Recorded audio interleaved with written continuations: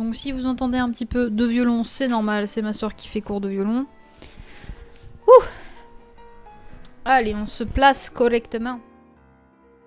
Bonjour à tous et à toutes, donc à mon avis vous l'avez vu dans le titre de la vidéo, je vais vous parler un petit peu du processus de réalisation de mon documentaire pendant cette année scolaire. Évidemment c'était un projet pour le bac, je dis évidemment comme si c'était réellement une évidence, donc c'était une option on va dire plutôt facultative, hein, parce que vous n'étiez pas réellement obligé de la prendre, hein, parce que moi je l'ai sélectionné parce que moi je voulais vraiment réaliser un projet qui me tenait à cœur.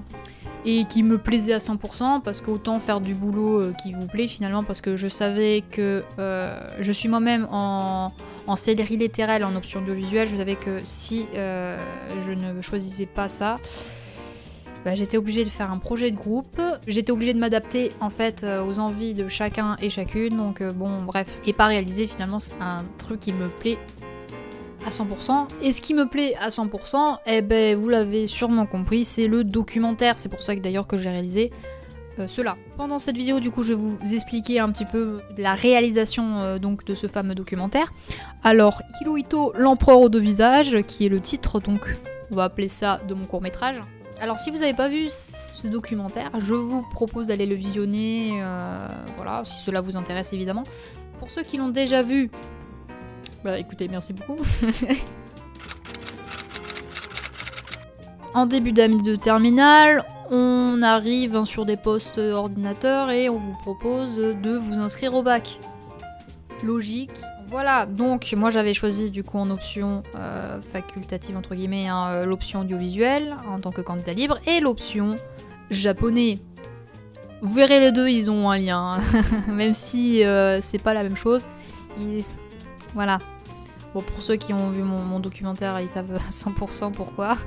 Mais voilà. Donc, en début d'année, moi, ce qui m'était presque évident, c'était de réaliser un documentaire. Alors, sur quoi, quand, comment, je ne savais pas encore.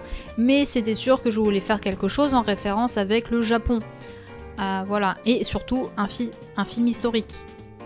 Si on peut appeler ça comme ça, un film historique. Voilà, alors au départ j'avais hésité de parler de Tokugawa Ieyasu ou de Oda Nobunaga parce que c'est des figures extrêmement célèbres de l'histoire japonaise qui sont extrêmement intéressantes. Alors si vous ne connaissez pas, je vous invite à aller taper leur nom ou d'aller voir quel genre de personnage c'était.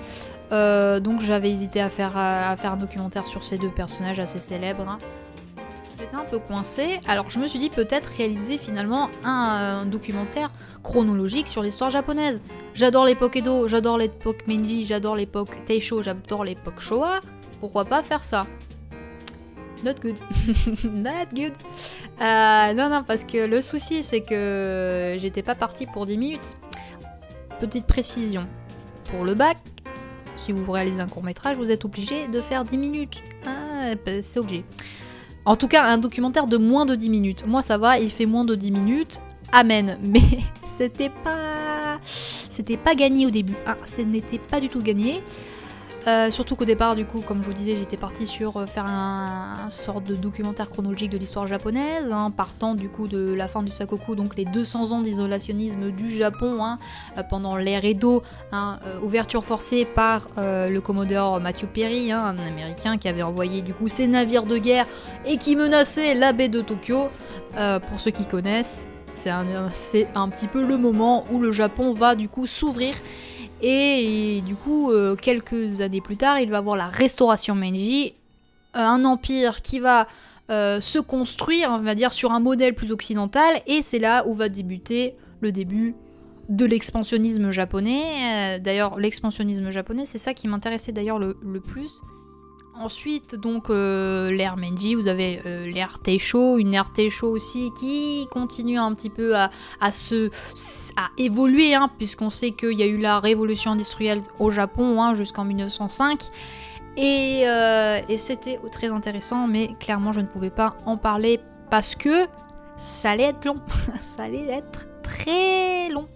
Et donc, du coup, il fallait que je me recentre et que je prenne finalement un personnage historique. Donc, quel personnage historique? Alors, Vous avez sûrement retenu le mot-clé expansionnisme. Expansionnisme, c'est ce qui m'intéressait le plus. Donc, je voulais vraiment en parler. Et par les yeux d'un personnage historique qui aurait été au centre finalement de cet expansionnisme. Donc il y a des personnages célèbres qu'on entend souvent, donc Hideki Tojo, Ishiwara, c'est des personnages où on en a déjà entendu parler. J'étais pas vraiment sûre de pouvoir partir là-dessus, même si c'est très intéressant. Et même si sur certaines vidéos japonaises, j'avais vu Hideki Tojo, cette célébrité, pas de si connu que ça. J'étais en mode quoi? Il est pas connu Hideki Tojo? Bon, bref. Donc je suis pas partie là-dessus. J'étais vraiment, je savais pas de qui est-ce que je pouvais finalement faire le récit. Hein. Il y avait un personnage qui était finalement au centre de toute cette action, mais comme un voile en fait, finalement, il était un petit peu caché, très bien caché, pourtant il était au-dessus de tout. Il avait... il voyait tout quoi, clairement. C'était l'empereur. L'empereur Hirohito, ou sinon en japonais appelé Showa Tenno, donc l'empereur de la période Showa, qui était finalement au centre de cet expansionnisme, mais l'histoire a voulu un petit peu le cacher, l'occulter. C'est un personnage où on dissimulé pour dire que finalement il n'a pas du tout participé à cette guerre. Clairement, il était pour rien quoi. Au Japon, d'ailleurs, Hirohito est vu comme un symbole, et c'est tout. Et c'est tout. Donc, mais quand même, lui là, il y a un truc à faire, il y a un truc à aller chercher. Et donc, du coup, c'était fait. J'avais mon personnage clé de mon documentaire, Hirohito, donc. Moi, j'ai appelé donc mon documentaire Hirohito l'empereur aux deux visages. Pourquoi l'empereur aux deux visages? C'est qu'en fait, c'est un empereur qui a eu finalement deux vies. Au départ, il est né en tant qu'empereur divin, et à la suite de la deuxième partie de sa vie, quand il est un peu plus âgé, quand le Japon d'ailleurs perd finalement la guerre, il devient un homme normal, un empereur qui n'est plus divin, c'est plus une divinité. Parce que les Américains ont décidé de complètement dire bon, maintenant t'es un homme normal, arrêtez vos délires de divinité. Bon, je spoil ceux qui n'ont pas vu mon documentaire, mais Hirohito, c'est un personnage ambigu. Parce que d'un côté, il a vraiment été actif dans les prises de décision, et d'un autre, on a complètement voulu effacer qu'il avait pris certaines décisions pas très sympatoches, comme on dit dans le milieu. Et il a vraiment un visage comme un sorte de personnage du théâtre de nous. C'est qui vraiment, c'est qui cet homme. Et c'est pour ça que j'ai voulu réaliser un documentaire, parce que je trouvais qu'il y avait quand même quelque chose à faire avec ce personnage historique. Voilà, du coup, je vais parler un petit peu de cette recherche historique, comment elle s'est effectuée. J'ai fait beaucoup de recherches, notamment en japonais, parce que au départ, je ne trouvais pas beaucoup de choses en français, il n'y avait pas grand-chose. Et du coup, je me dis, mais comment je vais faire ma recherche historique sur un personnage si je n'ai pas grand-chose? Bon, évidemment, je me suis accrochée et je suis tombée sur un livre qui s'appelle Hirohito, l'empereur ambigu.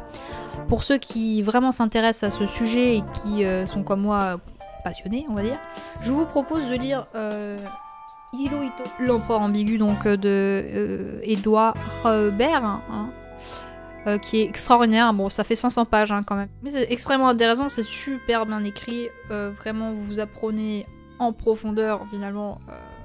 Bref, et évidemment, ce livre m'a été très utile pour la réalisation de ce documentaire. J'utilise aussi pas mal de choses en référence à ce livre.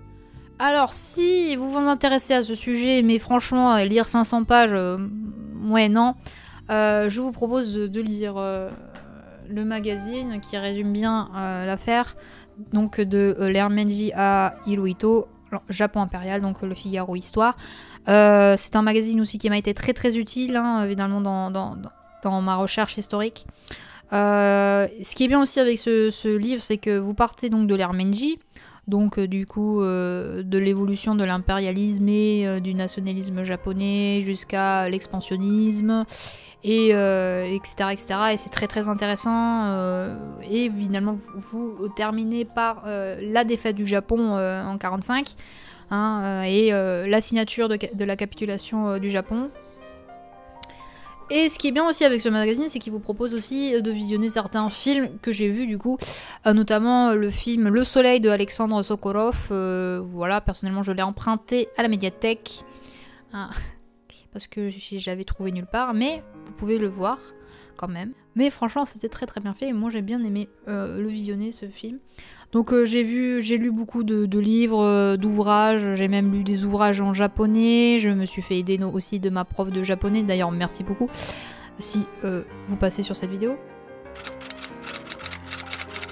J'ai des ouvrages en japonais aussi qui parlent de la guerre. Voilà. Koredake. Voilà. Bref, je me suis éclatée à faire mon documentaire, ça a été vraiment une très très bonne expérience. C'était une expérience de 6 mois de recherche intense, mais j'ai vraiment adoré de faire cette recherche-là. Bah, écoutez, merci beaucoup pour votre écoute, si vous avez poussé jusqu'à la fin de cette vidéo. Je réaliserai peut-être d'autres documentaires en dehors du bac, hein, évidemment, parce que les documentaires et l'histoire, c'est deux trucs qui me passionnent le plus dans la vie. Bon, je vais vous laisser là-dessus. Passez une excellente journée ou une excellente soirée, ça dépend de quand est-ce que vous regardez ma vidéo. Allez, sayonara.